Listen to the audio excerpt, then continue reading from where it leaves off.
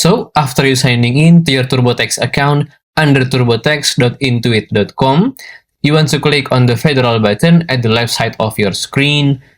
Then, while you hover your mouse over income section, you want to click on wages and income summary, which will take you to this page, and you want to scroll down a bit until you see this S-corps, partnership, and trust. Then you want to click on it, and then on schedule K-1, you want to click on the start button besides it.